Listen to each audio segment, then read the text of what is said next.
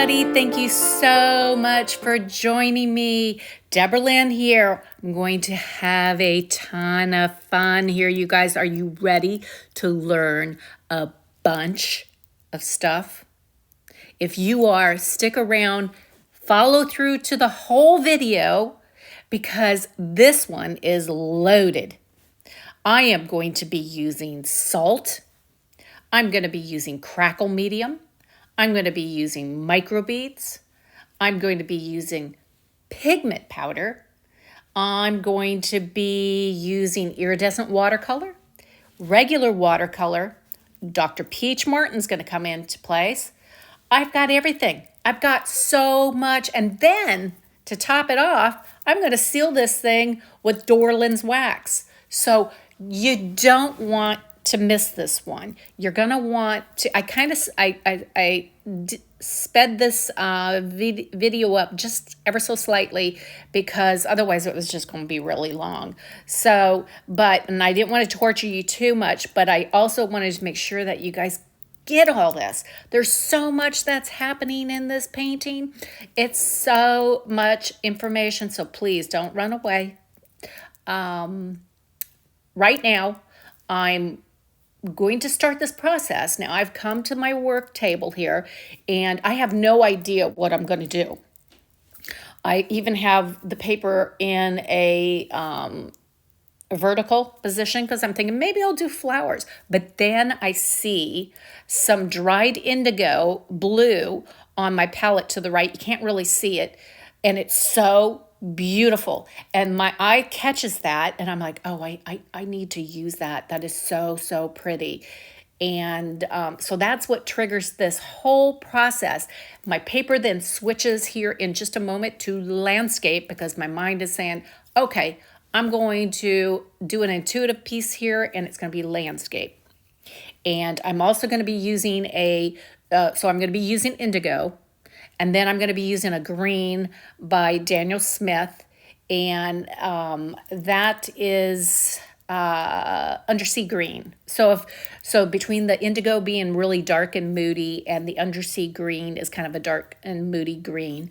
Fantastic.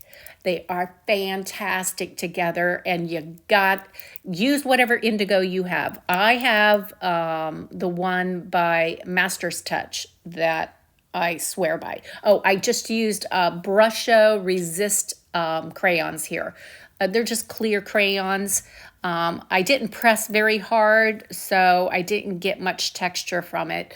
And now I'm spraying the paper.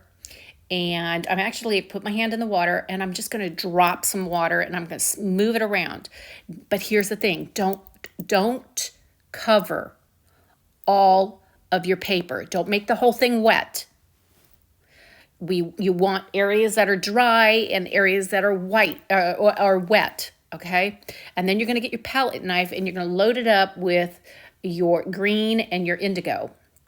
And you're just going to randomly put it where you feel you want it to go, because you want your loose, intuitive piece not to look exactly like mine. You want it to look like your own. You're just going to use these techniques and stuff that I'm doing, but create your own painting and put your trees where you want them, or be creative, have creative license of your own. I really push that a lot, that I want to see you do this tutorial with your own spin on it, okay? I want to see that. I do have a group on Facebook. You don't have to pay to get into it. I know some of you guys are not even on Facebook anymore. That's unfortunate because Facebook does have things that other platforms don't, and that's these groups that you can get into, okay, where you can all come together as a community and see what everybody else is working on, help encourage one another. All of that is there for you, and it doesn't cost you anything. Now, will I have a group eventually where you have to pay to get into it, where you'll have more one-on-one with me? Absolutely. That will come in the future. But for right now, this is there for you. So please come join it. And like I said, you just go and the link to that is in the drop down menu, and you'll find it if you click in, and you'll see where it says more. You click the more, you can get in and find that, or just go to Facebook and just type in Deborah Lynn Rosenbach watercolor group, and it should come up. So please join me there. Now, I did put some M-gram turquoise down. This stuff is so bold. It will get away from you. It's that bold, but it's fantastic. So if you really want a really bold turquoise, that's your one, M-gram.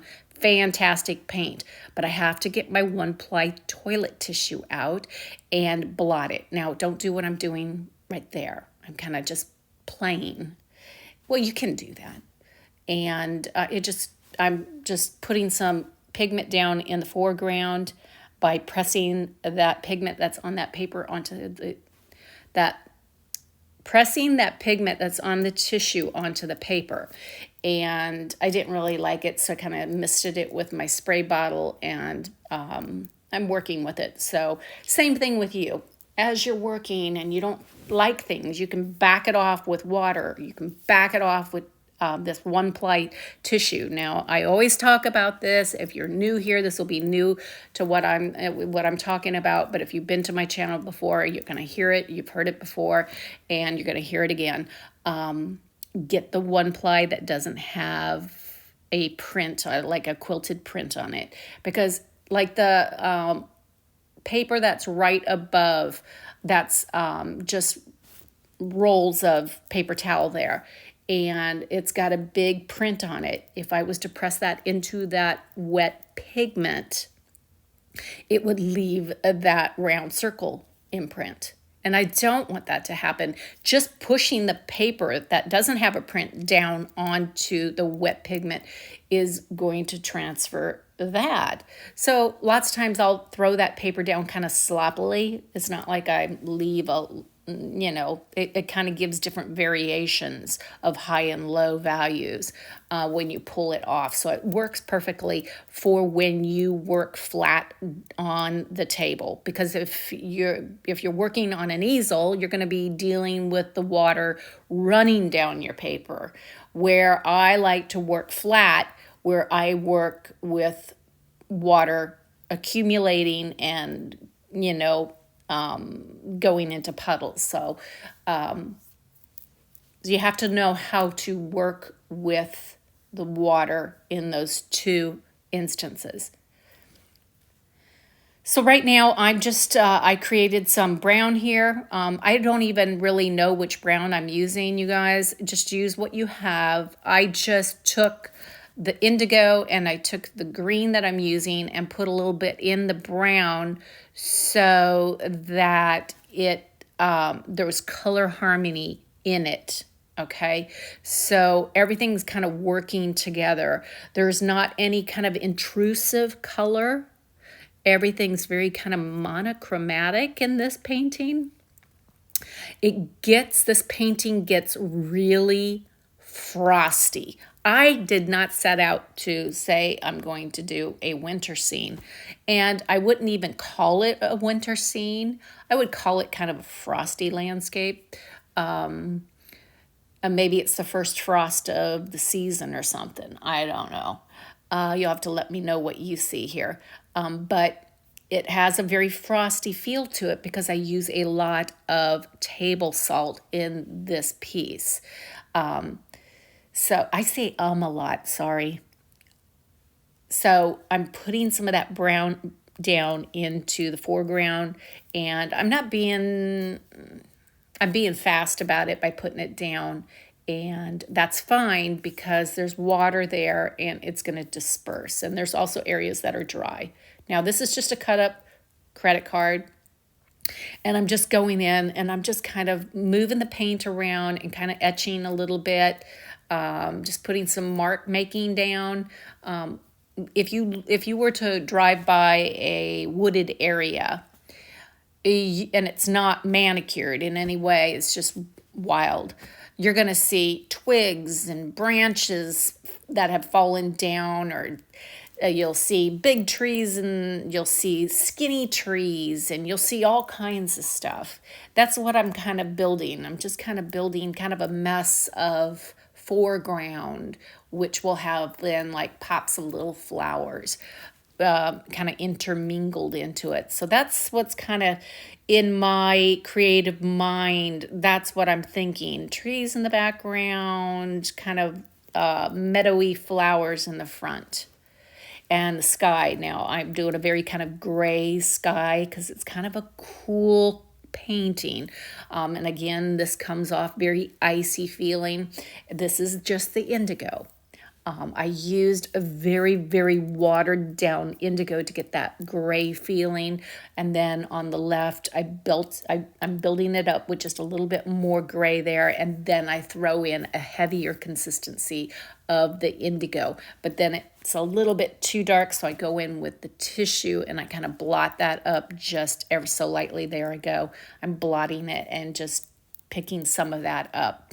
And I will be putting in some salt here in just a moment. But before I do that, I'm just going to drop in a few branches and tree parts and just kind of randomly putting that down. Again, it's very wet, so it's going to kind of spread out and do its thing. And then the salt's going to lay on top of it and also, do its thing.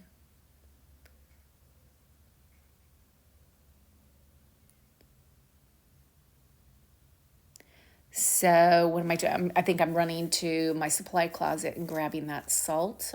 Yep.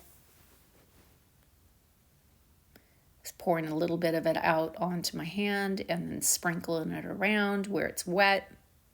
If you wait too long, it's not going to work.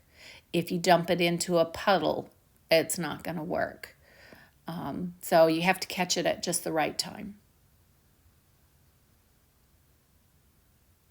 And if you put coarser salt down, you're going to get different effects, and it takes a lot longer to dry and a lot longer. I have better results with table salt than I do big chunks of salt or even salt flakes. I use both, but I have better results with this.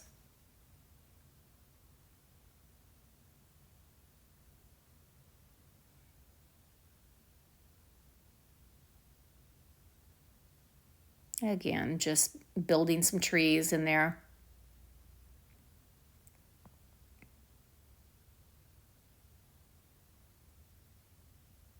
And my hair's a mess. I must have dragged my hand through it, and it's going in the opposite direction, so it's acting weird. So my hair doesn't always usually look like that. Yeah, it does. When I'm working in the studio, it's a hot mess. I don't walk around in public like that, though.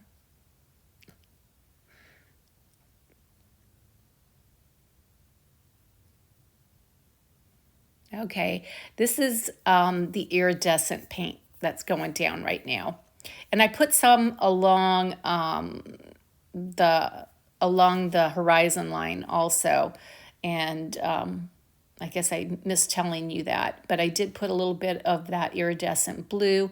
It is, and I just sat down, so things are going to get tight.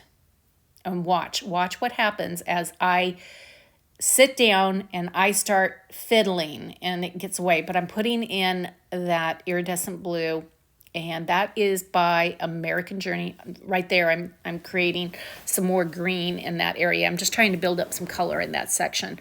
But the blue, the iridescent blue, is by American Journey. That's sold at is sold at Cheap Joe's, and it's Joe's Blue.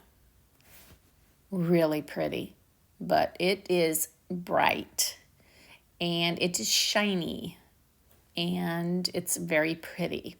So that's my little pop of color in this painting. I always like to have some kind of interesting pop of color, and so Joe's Blue is the icing on the cake in this painting.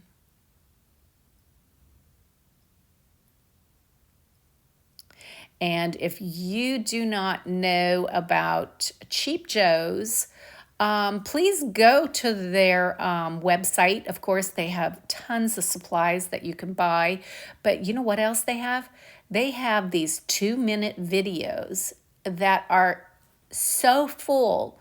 I think her name is Julie. And Julie does these small videos. They're found here on YouTube. Fantastic. Full of information and new product ideas. And that will also inspire you to try some new things. And I'm not being promoted by Cheap Joe's in any way. This is just me loving their products and their iridescent paints and their watercolor line, and just telling you guys about the iridescent watercolors that I really, really like. And there I go, just mixing a little bit of the indigo and the brown and the green, and just dropping in some branches.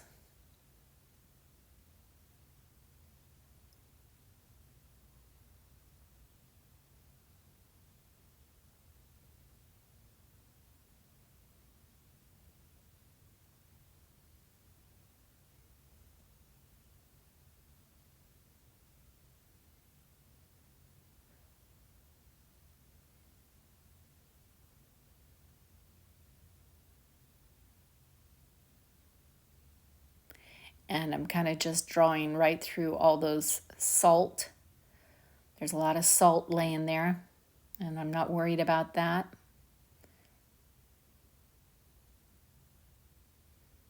That branch looks like it's stuttering.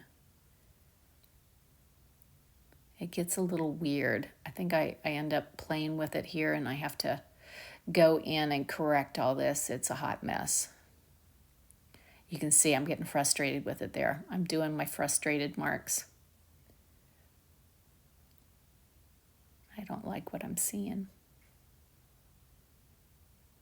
And that happens. You just need to know how to move past it and kind of accept it or move on or fix it. Accept it, move on, or fix it, yes. Well, accept it would be moving on. Okay, see, I didn't like it. So I'm just going to build that area up and kind of get my quill out. This thing is a workhorse. If you do not know about this brush, you will find it in my Amazon shop. So please check that out in the drop-down menu. You'll find that. It is fantastic, and it is very inexpensive. And I've had that thing for years, and it really holds up. It takes a huge beating because I'm really, really rough with my brushes. I'm not very good with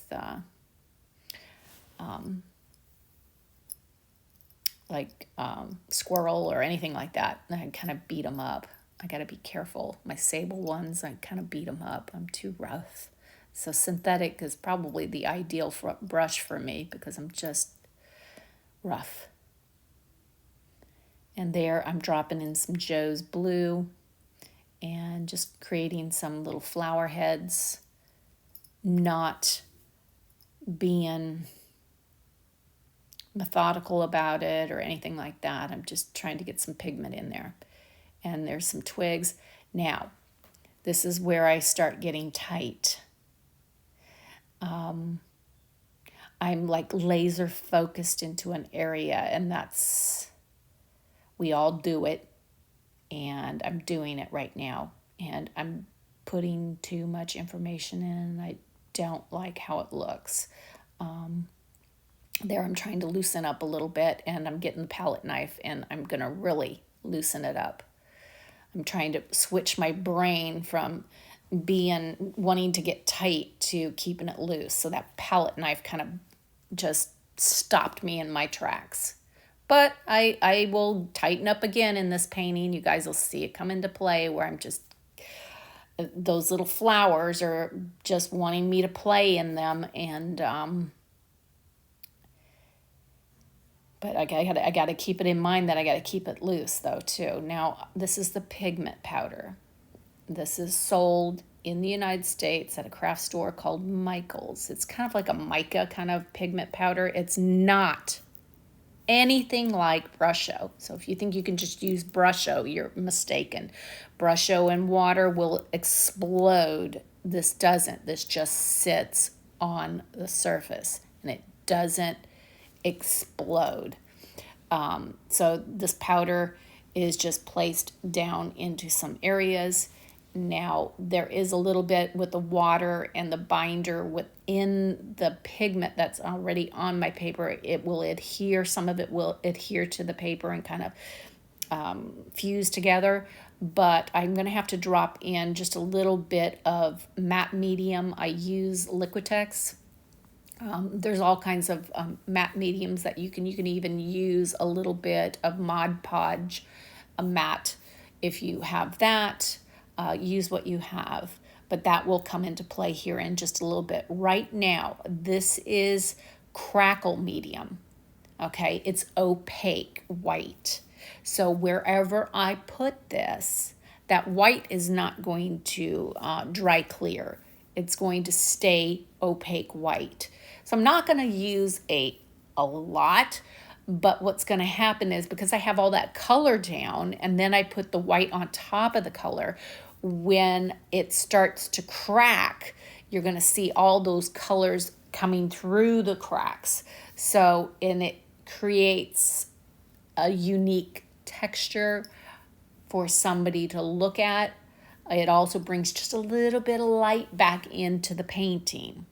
Okay, I'm seeing a little bit of the light being pulled through with the sprinkles of the salt there in the foreground, and now we're also going to have some of that that crackle medium that's bringing light back into the painting. Again, I'm not using too much. You use as much as you want, but when you put it down, the heavier you put it on, the bigger your cracks will be. The thinner you put it on, the smaller your cracks will be. And I'm putting it down they're pretty small, or pretty thin. So my cracks will be on the smaller side, which is what I want. I don't want big cracks on this painting. And then I have this, if you can see, that's like the cling wrap right there. And I'm gonna push it into that crackle medium and get all the air out, because if I don't, it's gonna dry up. This crackle medium, of course, is found in my Amazon shop, and this is by Ranger. And the designer behind this one is Tim Holtz. Fantastic products. Love, love, love, love Ranger products. Not all of them are, I use my spray inks. Some of them are, but they're not UV. They have dye base in them, so they can have a tendency to fade. So, no, but I still like their products. The stuff is fantastic. I love it. This is just that Liquitex matte medium going down, and it will dry clear and matte. What it's doing is I'm just randomly putting it down in areas just to kind of, I want to lock in some of that pigment powder so I don't lose it. Again, it's going to fuse with the water. The pigment is going to fuse with the water and with the pigment, and now also this matte medium. So it ended up, when I go in to do the door lens wax, not much is picked up on my paper towels. It locked in pretty well. I have a little bit that is picked up, but not too much. Now these are the micro beads, and you might be wondering what are micro beads? They're tiny little acrylic or glass beads. I'm not sure how they made this product. This one also I picked up, same line as the pigment powder. They sell these micro beads also. And I think it's Recollections line in Michael's. If you can't find it on their website, sometimes it's there, sometimes it's not. You'll find it probably within the store. You could probably ask any person that worked there, and they would know. They could take you right to the Recollections collection.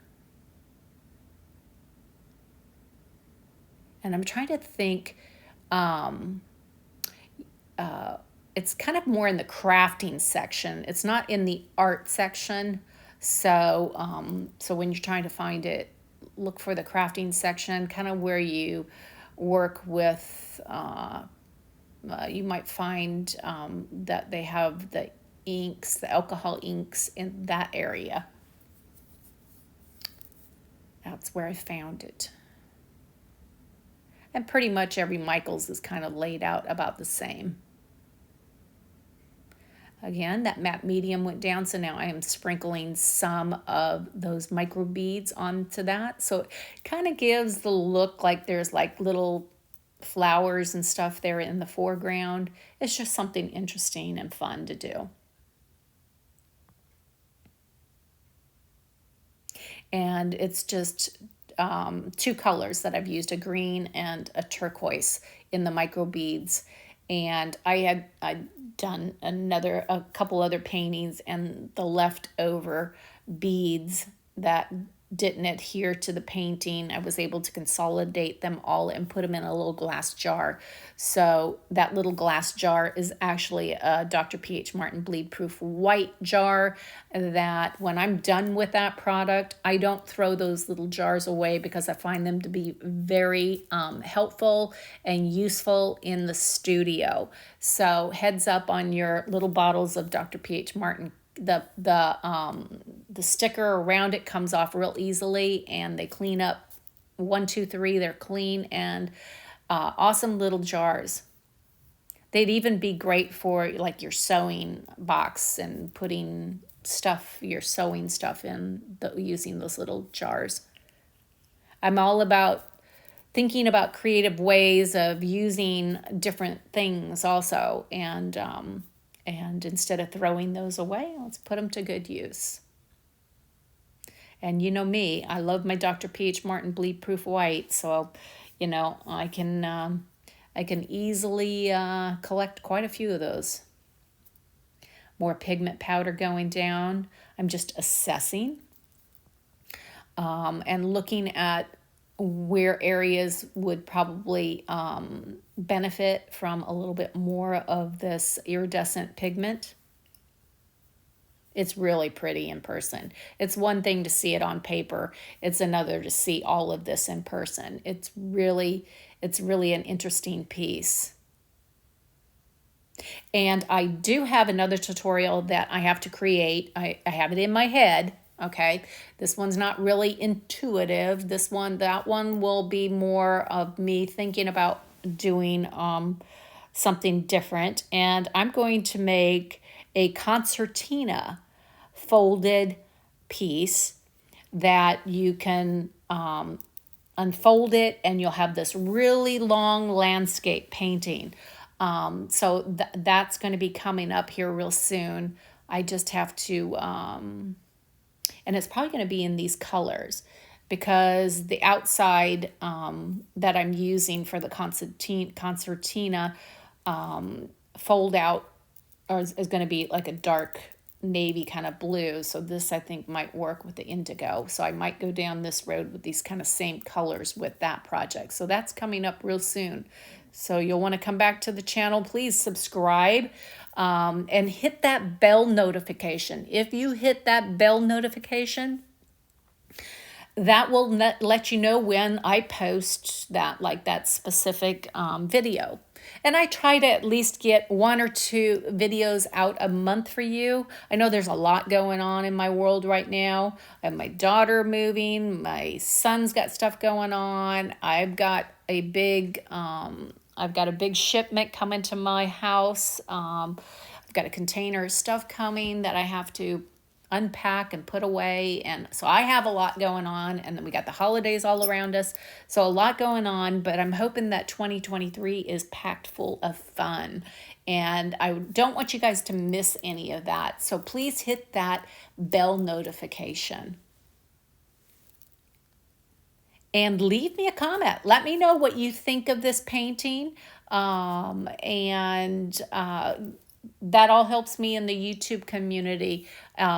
Giving me a thumbs up helps me. So if you don't want to leave a comment, just give me a thumbs up. And I would really appreciate it. Thank you so much. The more interaction I get from you guys, the more I am put out into YouTube land and more people learn about me. And as an artist, I'm trying to also educate you guys, but also get out there in the world and be seen and noticed.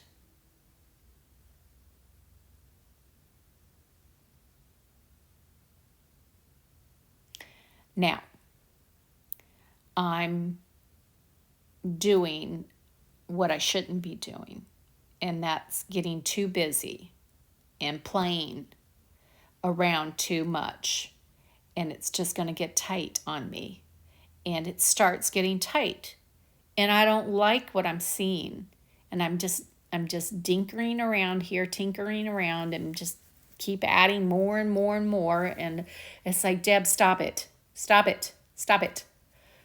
That's, we all do it. We're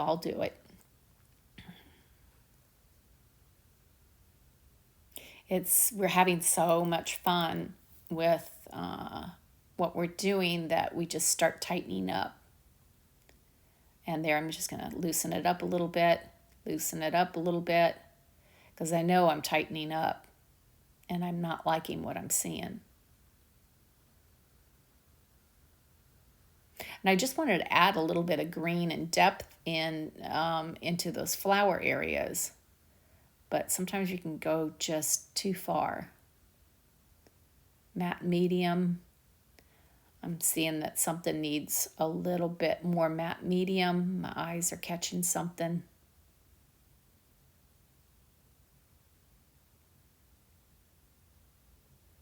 And I'm just going to squeeze a little bit of that out onto that credit card and then work from there. I'm very shaky. I've got really bad tremors, especially on that left hand. That left arm really shakes really bad. So that's why I do loose watercolor mainly. Because I can't do anything with a lot of detail. My hands shake way too much. So if you are also somebody that has tremors, you fully understand what I'm talking about.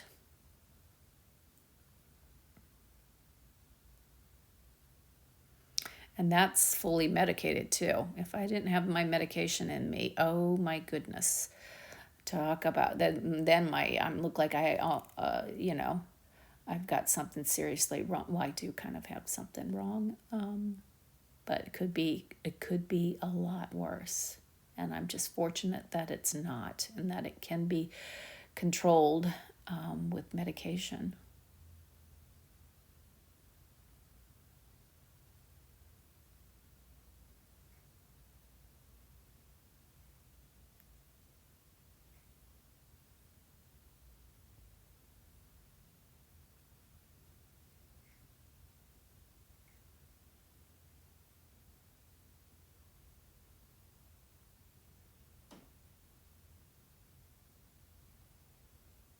I'm really having fun with this matte medium, but I want to make sure that this pigment powder is sealed in. And it's behaving. It's not like transferring onto that brush, but then again, I'm using a very small, thin brush to do that. Now, right there, I'm just dropping a little bit of matte medium onto the pigment and salt. I just want to conserve a few of them. I don't want them to all brush away. I just think they're kind of cool there.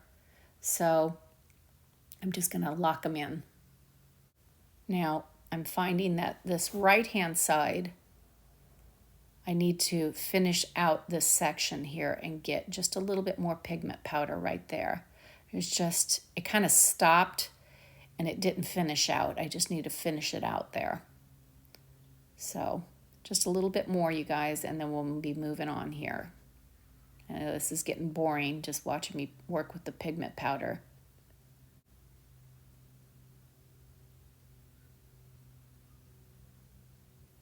Again, just filling it up with my palette knife. Just a little bit, not too much, because it will definitely get away from you.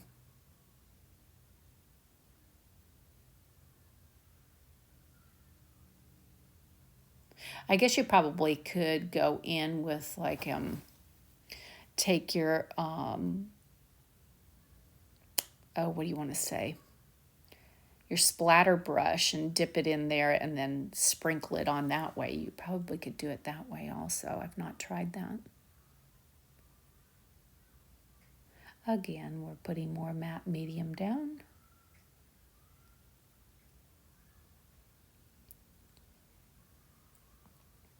And you can see all the salt starting to create really cool effects throughout the painting. It's starting to get that icy look to it. And you can see areas where there's bright white. It almost looks like snow in areas. It's not. I don't know what it is. It is what it is. Whatever I created here, it just an intuitive piece that has developed.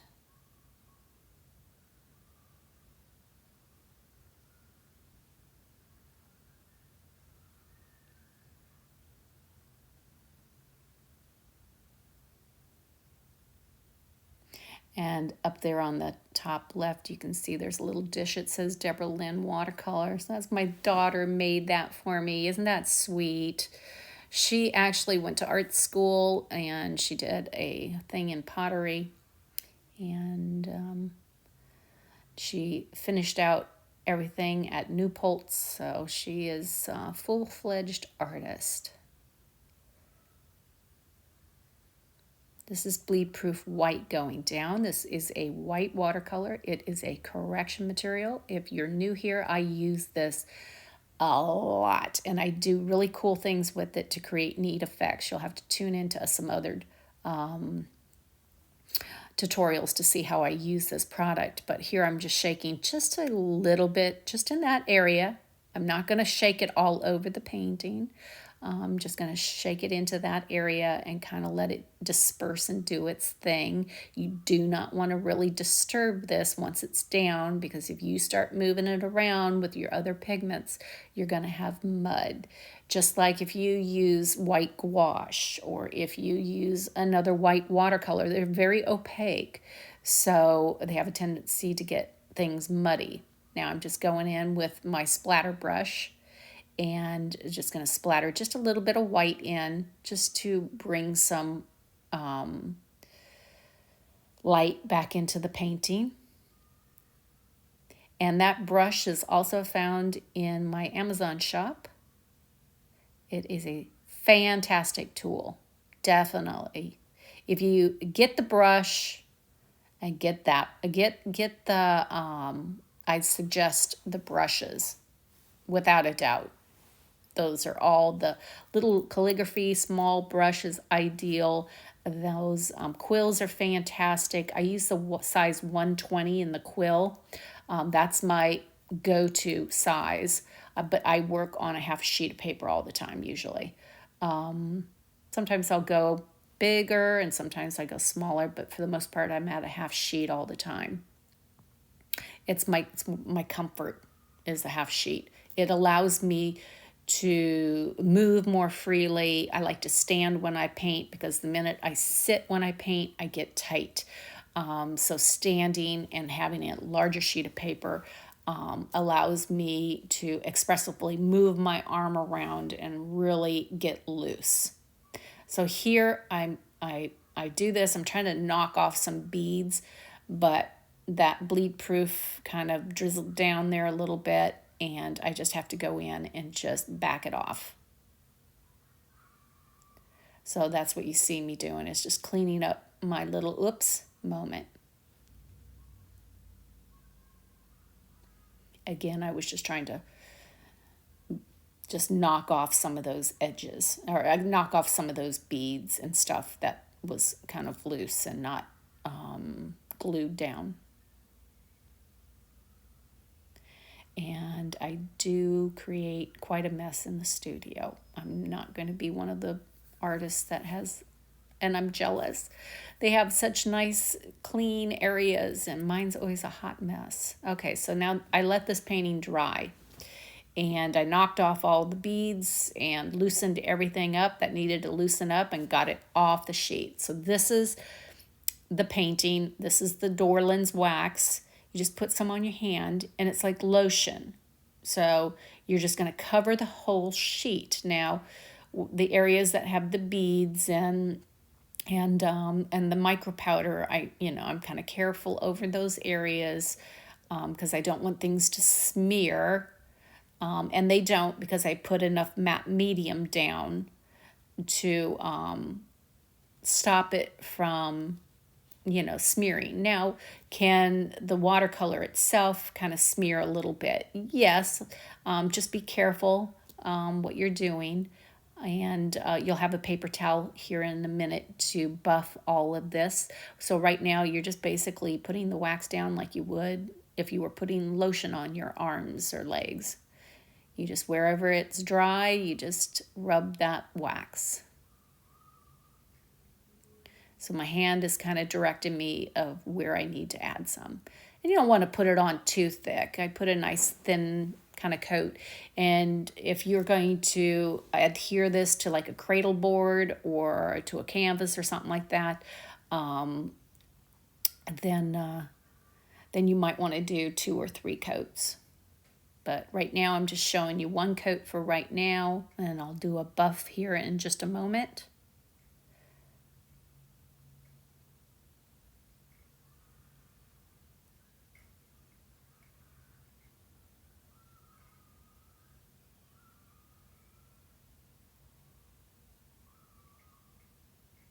And my head's in the way. Deb, move your head. Because I'm working directly over it. That's why my head's in the way. And I have a baby wipe when I'm doing this too. It kind of helps keep my hand clean. And it has a tendency to get a little bit sticky as it's drying. So that baby wipe is definitely handy. Or get a hot washcloth because it'll definitely help you out as you're working with the wax.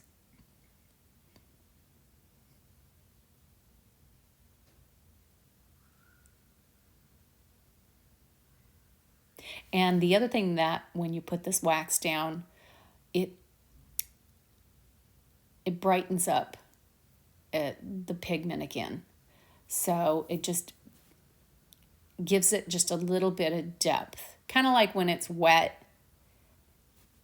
it's darker, and then when it dries, it gets lighter. Well, it kind of brings it back to the wet kind of color stage a little bit. Not a little bit, not a lot, but it does give it a little bit more depth with the wax.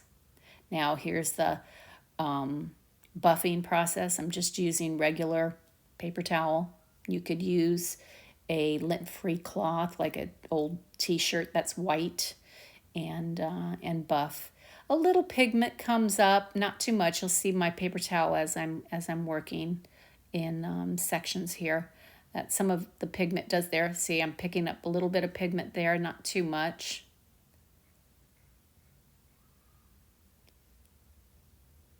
But that definitely could be picking up from that pigment powder that is down, that didn't get sealed.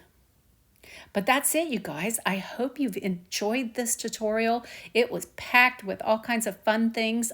I can't wait to see what you create with some of these products over there in my group. So please come over there, drop in some of the work that you've been working on here, that you've been inspired from on my channel.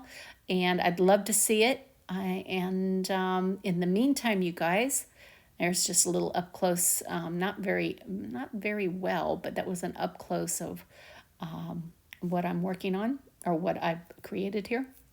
In the meantime, you guys, stay safe out there in this crazy world. Okay, crime seems to be up. So be safe out there. Stay well. Hopefully you don't get any flu or anything. And God bless you guys.